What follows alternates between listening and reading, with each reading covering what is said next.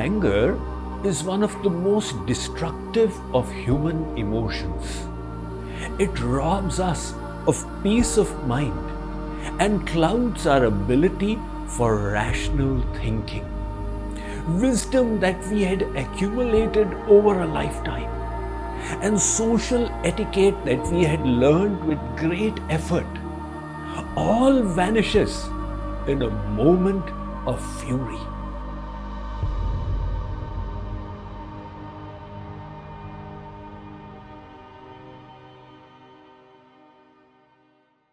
We all have seen temper tantrums destroy families and ruin organizations. In anger, we say things that we later live to regret. Unfortunately, words once spoken cannot be retracted. Like an email once sent cannot be deleted. That is why the thumb rule is that if you framed an email in a bad mood, wait for 24 hours before you click the send button. One boy had a difference of opinion with his friend over a small matter. He became furious and exclaimed, "I hate you! I hate you!" Later, when the rage subsided, he thought, what was it all about? We are all different and have the right to our individual opinions. He humbly apologized to his friend, and the friend accepted it. But the relationship was never the same. That compatibility and trust had changed forever. And what do we become angry about? It could either be people or events. Let's say you got caught in a traffic jam and that makes you mad. Or your flight is delayed and you are furious about it. Whatever be the case, that anger, whether it's a small irritation or a huge rage, it has extremely debilitating effects upon the body and the mind. Anger causes the brain to trigger the release of two hormones, adrenaline, which is epinephrine, and cortisol. These two are known as the stress hormones. They result in an increase in the blood pressure and the bodily temperature. Now, when this happens once in a while, the body can make up for it. But when it is a regular occurrence, it can result in headaches, digestive problems, insomnia, eczema, high BP, and much more. That is why our scriptures have referred to anger as a manas rog or mental affliction. The Bhagavad Gita states, Krodhat bhavati sammohah, sammohat smriti vibhramah, smriti bhranchat buddhinasho, buddhinashat pranashyati. Arjun, Sri Krishna says, anger results in sammoh or clouding of judgment, and sammohat smriti vibhramah. Because of that, the memory is bewildered. And when the memory gets bewildered, the intellect is destroyed. Buddhinashat pranashyati. That results in the downfall of the soul. Mark Twain put it very well. He said, anger is an acid that hurts the vessel in which it is stored far more than anything on which it is poured. Something to think about. When we are hurt, we harbor resentment and negativity, and sometimes even think of hurting the other person without realizing that these sentiments injure us more than anybody else. As the saying goes, the only thing that gets worse the more you nurture it is a grudge. Suresh was the only tailor in a little village. Having a monopoly, he would charge whatever he wished and became arrogant and would behave badly with his customers who had no other choice. One day, an old lady came and settled in that village. She approached Suresh for employment and he shooed her off.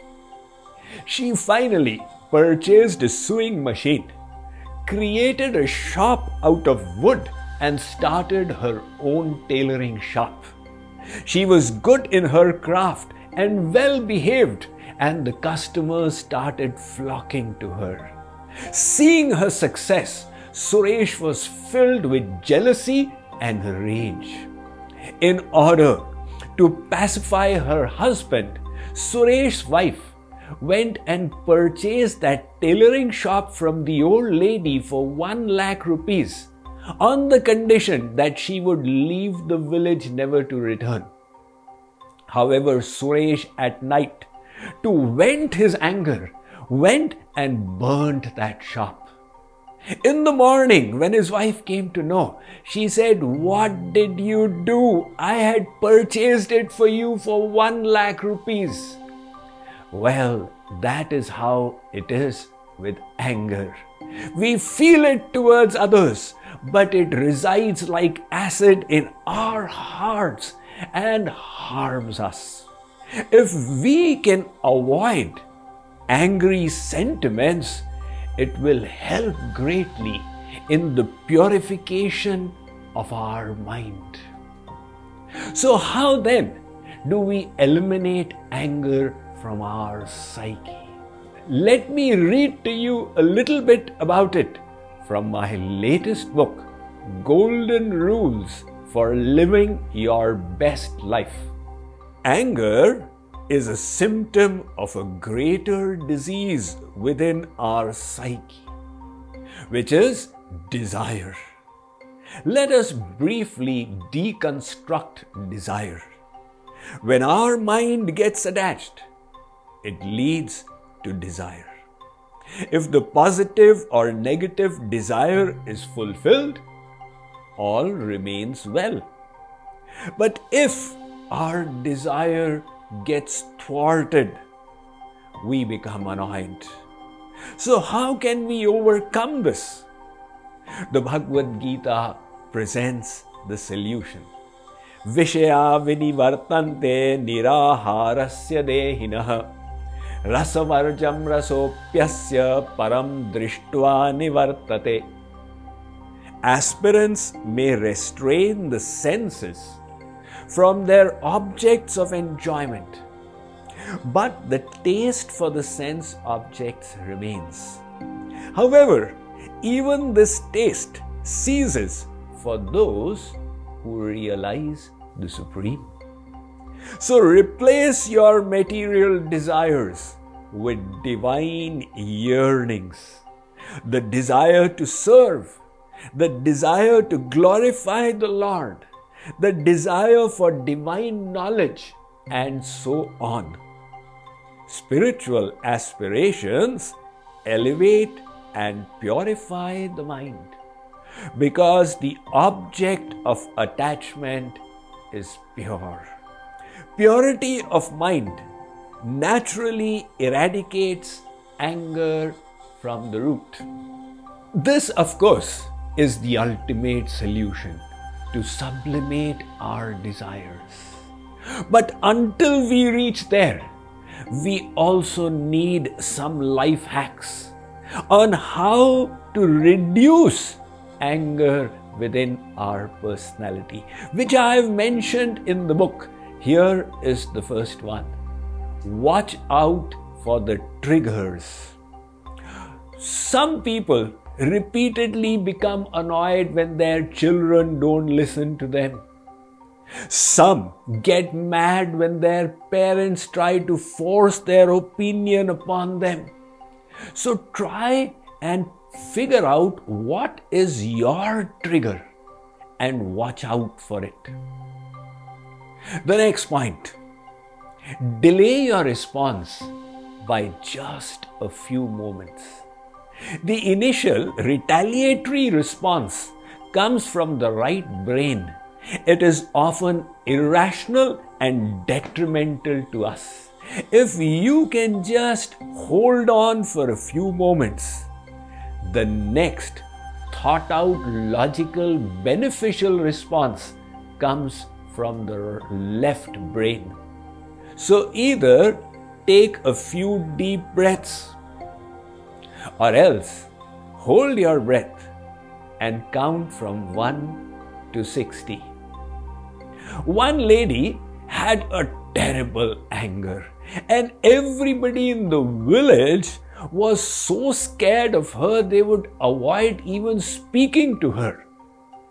She herself became fed up of her nature and went to a Mahatma for advice. That sage took out a bottle from his closet and he said, "It's not a big deal. I've got a medicine for your rage. Whenever you become furious, take a few sips. It will work like magic." She took the bottle with complete faith. Now, every time she would become angry, she would take a few sips and the anger would subside. After a week, the bottle was finished. She returned to the sage and said, "Maharaj, your medicine worked like magic. Can I please have another bottle?"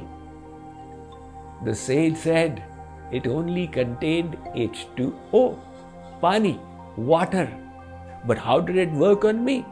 It gave you a few moments of respite. And in the meantime, your left brain kicked in. Why are you becoming angry? It's not beneficial for you." I once read the story of Aditya Birla in The Speaking Tree. He is the CEO of the mega corporation Hindalco, Hindustan Aluminium Corporation. One of his executives took a wrong decision which resulted in the loss of many crores of rupees to Hindalco. Aditya Birla was in a mood to dismiss him immediately, but instead, he took a paper and pen and began writing out the good qualities of that executive and all the value he had added to the corporation, the times that his decisions resulted in crores of rupees of profit. So finally, when he called him over, he was able to take a logical decision and get him to continue in the company. Now, this news spread in Hindalco, and it transformed the culture of the whole organization to one of tolerance, freedom from fury, and empathy. Finally, anger is a consequence of tamoguna, the mode of ignorance.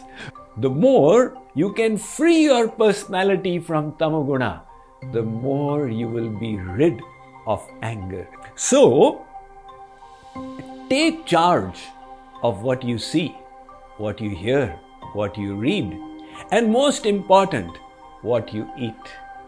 Simply, if you reduce your chilies intake, you will find that you have much better control over your anger.